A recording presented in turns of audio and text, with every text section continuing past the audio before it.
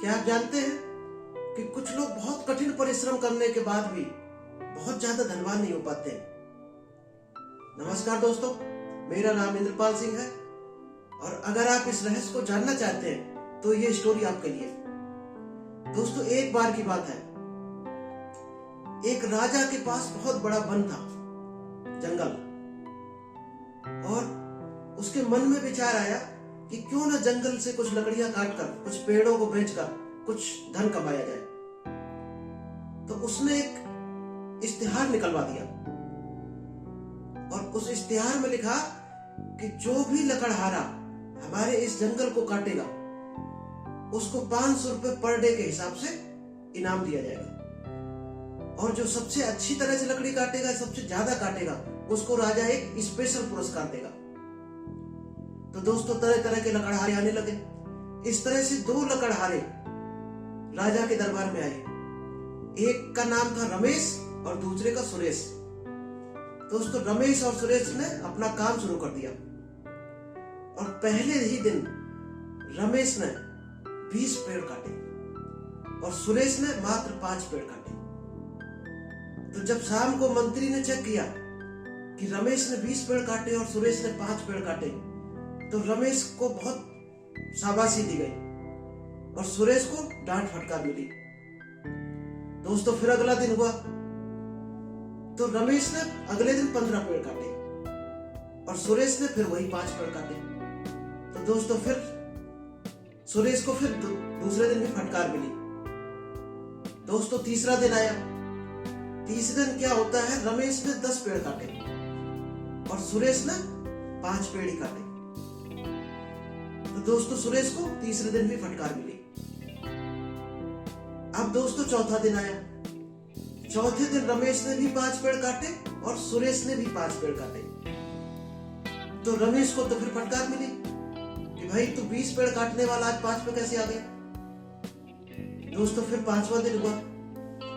फिर क्या होता है, 5वें दिन रमेश मात्र 2 पेड़ काट पाता है और सुरेश 10 पेड़ काट देता है। मंत्री जी ने इस बार क्या किया, रमेश की जबरदस्त फटकार लगाई कि 20 पेड़ काटने वाला 2 पेड़ पे आ गया, और सुरेश की थोड़ी वाहवाही हुई कि ये 5 से 10 पे पहुंचा कम से कम। दोस्तों, फिर नेक्स्ट डे क्या हुआ कि रमेश ने 0 पेड़ काटा और सुरेश ने 10 के बजाय 15 पेड़ काट दिए। तो इस बार रमेश को जबरदस्त फटकार मिली कि भाई फ्री के पैसे ले जा रहा, कुछ काम नहीं किया, और सुरेश को जमकर तारीफ हुई। और एक अगला दिन आया।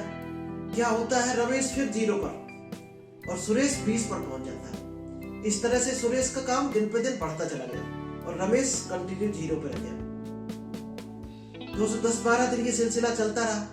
दोनों को पकड़कर मंत्री राजा के दरबार में ले गया कि भाई रमेश ने बिल्कुल पेड़ काटना बंद कर दिया, सुरेश की पेड़ काटने की संख्या बढ़ती चली जा रही है। तो राजा ने दोनों को बुलाकर उनसे रीजन पूछा कि भाई रमेश, बताओ कि तुम पहले दिन 20 पेड़ काटे, फिर 15, फिर 10, फिर 5, फिर 2, फिर 0, फिर 0, फिर 0, तो क्या रीजन है कि आप 20 से 0 पर आ गए।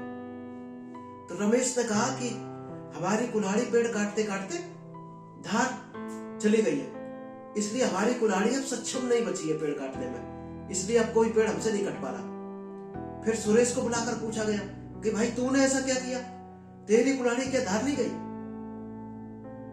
तो सुरेश ने कहा कि राजा जी, हमारे पास 5 तरह की अलग अलग कुल्हाड़ियां। पहले दिन पूरे जंगल में हमने यही देखते रहे कि एक वैरायटी के पेड़ कौन से हैं, अगले दिन दूसरी वैरायटी के पेड़ देखे, तीसरे दिन तीसरी वैरायटी के। फिर हमें ये कुल्हाड़ियों का पता चल गया कि कौन सी कुल्हाड़ी किस तरह के पेड़ काटने में सक्षम है, और फिर हमने सीरियल से पेड़ काटना शुरू किया। जिस तरह का पेड़ होता था उस तरह की हम कुल्हाड़ी यूज करते थे।